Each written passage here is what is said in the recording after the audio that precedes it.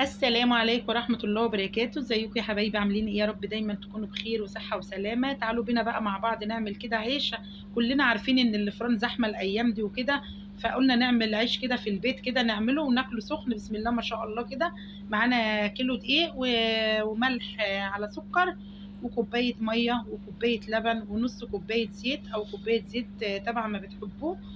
سهل جدا جدا وكان جميل جدا ما شاء الله.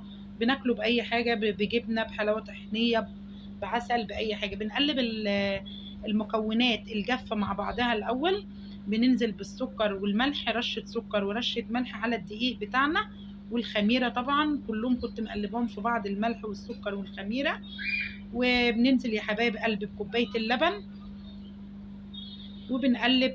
طبعا بعد ما قلبنا المكونات الجافه كلها مع بعض، قلبنا المكونات اللي هي اللي مع بعضها كلها كده، وبنقلبها كلها مع بعضها.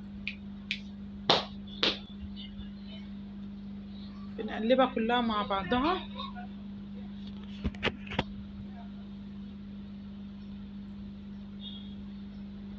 وهنا بقى يا حبايبي بنقلبه الاول بالمعلقه كده، وبنضيف عليه كوبايه الميه. طبعا بنضيف ميه طبعا ما يحتاج، ولو مش عايزه تضيفي ميه وتخليها لبن خالص مفيش مشاكل خالص. لبن موجود او ميه مفيش اي مشكله. هنا بننزل بنص كوبايه الزيت،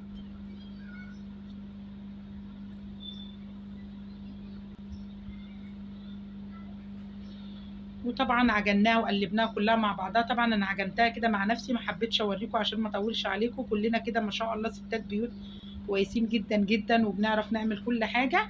طبعا العجينه الناجحه معانا هي اللي بتنضف البوله. طبعا زي ما انتم شايفين البوله بسم الله ما شاء الله نظيفه جدا جدا. طبعا لان هو ده العجين الناجح. بتعرفي عجينك ناجح من انه بينضف البوله معاكي وبينضف ايدك، وما شاء الله زي ما انت شايفه كده العجينه بيضه وجميله جدا. بحاول برضو كمان ان انا يعني كل ما تعجني العجين اكتر بيديكي طبعا قوام احلى.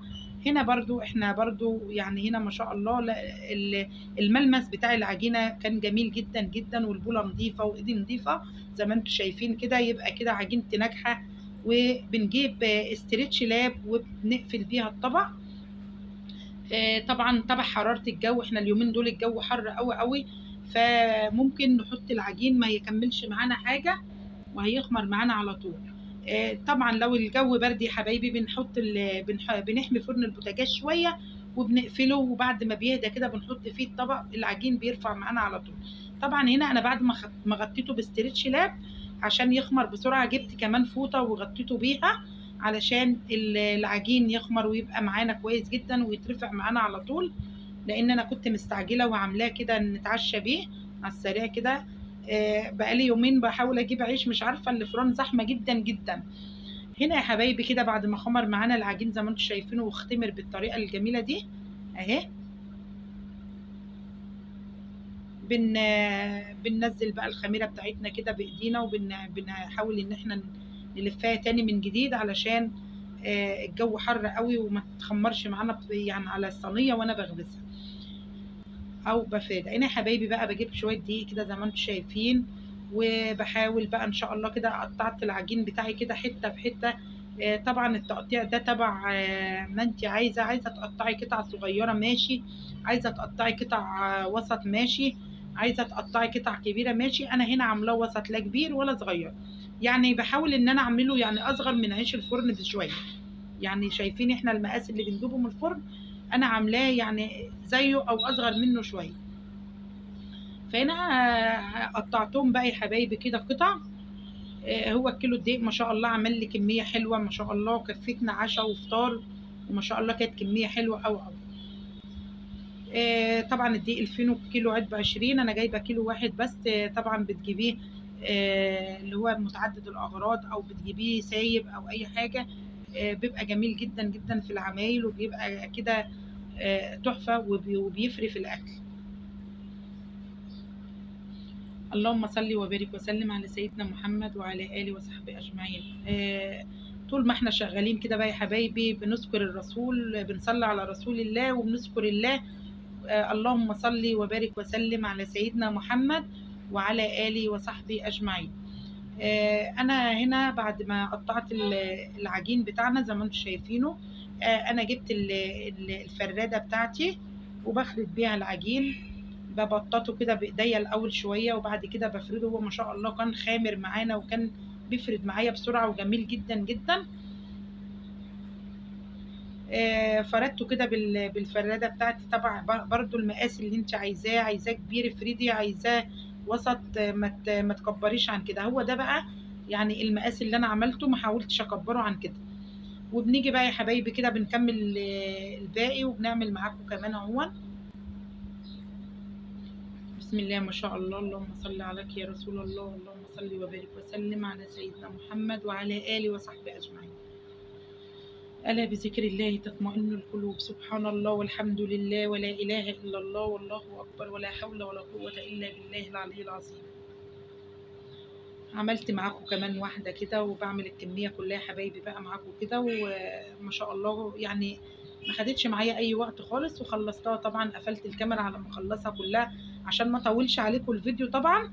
وهنا كان شكله جميل معانا جدا جدا زي ما انتم شايفين كده بالطريقة دي. أنا برضو جبت فوطة وحاولت برضو ان انا اغطيه حوالي نص ساعة كمان ان هو يختمر ويعلى معانا كده عشان يبقى ما شاء الله كده قابب معانا في الفرن وشكله.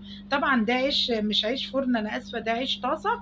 انا عملته طبعا. لو ما عندكيش فرن او ما عندكش فرن البوتاجاز عطلان ما تشيليش اي هم للدنيا خالص.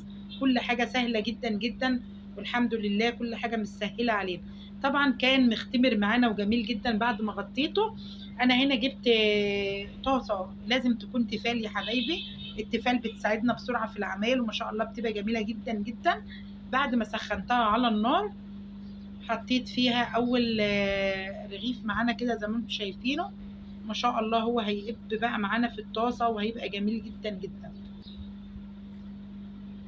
ما شاء الله. وريحته جميله جدا جدا، ريحته تحفه تحفه ما شاء الله. يتاكل حاف بسم الله ما شاء الله. شايفين بقى يا حبايبي كده. انا اصلا كمان يعني لما غطيته يختمر شويه ده كمان بعد ما خبزته ده كمان يعني اداله كمان ما شاء الله سمك جميل جدا جدا. هنا ما شاء الله زي ما انتم شايفين الرغيف كده اترفع معانا في الطاسه اهو. وبنقلبه يا حبايبي من فوق لتحت. يعني لا هتحتاجي شوايه تحمريه ولا هتحتاجي فرن غاز ولا هتحتاجي اي حاجه. سهل جدا جدا وسريع وبتعمليه في البيت في نص ساعه ما بياخدش معاكي اي حاجه خالص. وبيختمر بسرعه في الحر ده طبعا ما بياخدش حاجه اصلا. ما بياخدش اي وقت ما شاء الله. ما خدش معايا حاجه خالص. هنا بعد ما خد اللون من تحت انا قلبته معاكم اهو. طبعا خد اللون ده من تحت، اللون اللي هو البني الجميل ده. عايزه تحمري عن كده حمري، كل واحد ورغبته طبعا. وطبعا يا حبايبي لازم يكون النار هاديه عليه. يعني بنحط الطاسه وبعد ما بتسخن قوي بنهدي عليها النار اشاره صغيره علشان العيش بتاعنا ما يتحرق. ده كان شكله بعد ما اتحمر من فوق ومن تحت زي ما انتم شايفينه جميل جدا جدا. هو ده اللون اللي انا عايزاه. لا تحرقيه قوي ولا تحمريه قوي، يبقى خير الامور الوسط. هنا بقى يا حبايب قلبي هنيجي نحط معاكم تاني رغيف وبنهدي عليه النار برده وبنسيبه. طبعا بقى انا مش هطول عليكم. وهنا بعد ما اتحمر من تحت بقلبه برده ما شاء الله زي ما انتم شايفين تحفه تحفه. عامل زي الفطير الفلاحي جميل قوي قوي قوي. وريحته تحفه تحفه ما شاء الله. كانت ماليه المكان وحلوه قوي. هنا بعد ما خلصت الكميه يا حبايبي زي ما انتم شايفينها كده جميله جدا وكان طعمه جميل جدا جدا في العشاء. الاولاد اتبسطوا منه جدا جدا وحلو قوي يعني وسريع.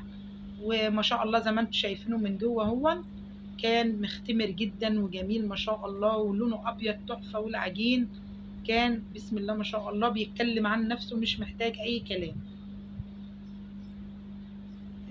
طبعا هنا يا حبايبي بقى احنا اتعشينا بيه. كنا مجهزين العشاء وتعشينا بيه زي ما انتم شايفينه. عمل كميه جميله جدا جدا.